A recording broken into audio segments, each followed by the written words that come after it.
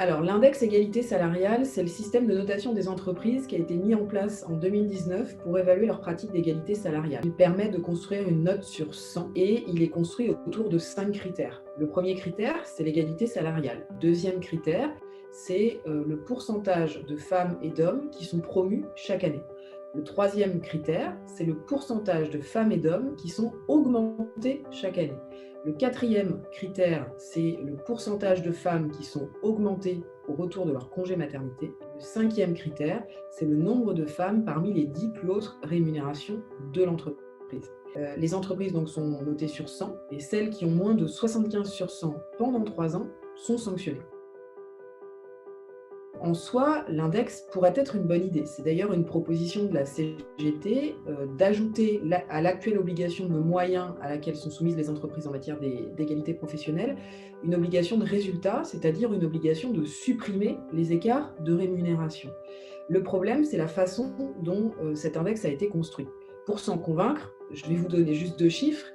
Il y a aujourd'hui en France toujours 25% d'écart de rémunération entre les femmes et les hommes, en moyenne. Pourtant, il y a plus de 90% des entreprises qui ont obtenu plus de 75 sur 100 et donc qui ne seront pas sanctionnées. Donc on voit bien comme ça qu'il y a un problème. Il n'y a pas de transparence dans la construction de cet index. C'est-à-dire que ni les organisations syndicales, ni l'inspection du travail, et encore moins évidemment les salariés, ne sont au courant du détail de calcul de l'index. On ne peut pas contrôler les entreprises, et donc il y a certaines entreprises qui ont calculé l'index de façon assez avantageuse, en s'arrangeant à la marge avec certains critères.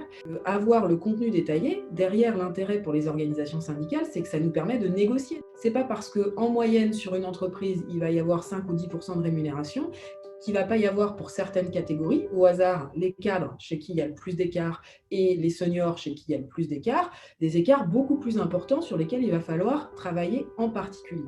Le deuxième problème, c'est que le premier indicateur justement sur les écarts de rémunération, il occulte ce qu'on appelle les écarts structurels, c'est-à-dire que l'essentiel des écarts entre les femmes et les hommes tient au fait que les femmes et les hommes n'occupent pas le même type d'emploi. Les femmes sont davantage concentrées sur des emplois à temps partiel, or les temps partiels sont complètement exclus du calcul.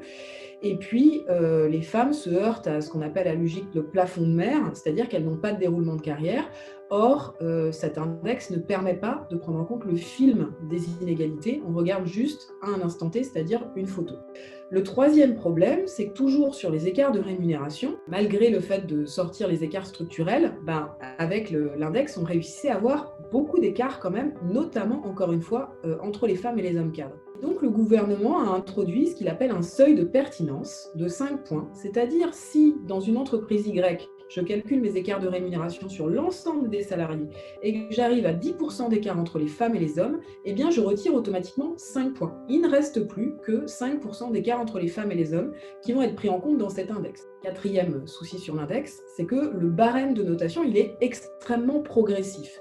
Si je reprends mon même exemple, j'ai une entreprise avec 10% d'écart de rémunération entre les femmes et les hommes, je retranche 5 points de seuil dit de pertinence, donc il ne me reste plus que 5% d'écart de rémunération qui sont pris en compte dans le calcul, et bien 1% d'écart de rémunération, ça fait moins 1 point sur la note globale de l'index. Donc, cette entreprise dans laquelle il y a 10% d'écart de rémunération, elle va pouvoir avoir 95 sur 100 à son index, alors que 10% d'écart de rémunération en moyenne sur l'ensemble de ses salariés, c'est énorme. Cinquième problème, au lieu de comparer les montants d'augmentation salariale des femmes et des hommes, il compare le pourcentage de femmes augmentées et d'hommes augmentés.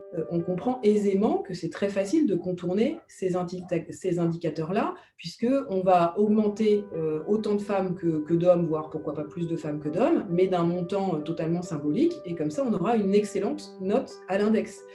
J'ajouterais même que cette question-là, en fait, place l'index en deçà des obligations légales qui pèsent actuellement sur les entreprises. C'est-à-dire qu'aujourd'hui, quand on revient de congé maternité, votre employeur, il est tenu de vous augmenter du montant équivalent à celui de tous les autres salariés de votre catégorie professionnelle. Et l'index, il regarde seulement si vous avez été augmenté à votre retour de congé maternité, mais il ne regarde pas le montant de l'augmentation et il ne vérifie pas que le montant de l'augmentation est équivalent à celui, par exemple, de de tous les autres cadres de l'entreprise. Donc là, on est en deçà de ce que prévoit même le Code du travail. Nous avons adressé un courrier pour demander à ce que l'index soit corrigé sur tous ces points clés. Le gouvernement n'a répondu à aucune de nos demandes et là refuse de faire un bilan et de réajuster son dispositif. C'est vraiment une occasion manquée en fait, parce que cet index, même imparfait, si on le corrigeait sur les points clés que nous pointons, il permettrait de faire la transparence sur des pratiques de rémunération qui sont extrêmement opaques,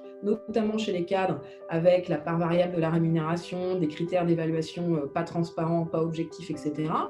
Et ça permettrait d'enclencher des dynamiques vertueuses en termes de résorption des écarts. Donc la bonne nouvelle, en fait, à travers cet exemple, c'est que si on voulait vraiment supprimer les inégalités de rémunération, ça serait simple, il suffit d'avoir un vrai outil de transparence. C'est ni la Saint-Valentin, ni la fête des mères, c'est la journée internationale de lutte pour les droits des femmes, le jour où se mobiliser, comme tous les autres de l'année, mais en particulier celui-là, pour gagner l'égalité. Et à travers l'exemple que j'ai déroulé en matière d'égalité salariale, on voit bien que l'égalité, on en est loin, et que le seul moyen de faire bouger les curseurs, c'est de se mobiliser largement pour que, enfin, ces discriminations inacceptables cessent. Ce d'autant plus que maintenant, les femmes sont plus diplômées que les hommes et que pour autant, ces inégalités de rémunération, elles restent toujours aussi importantes.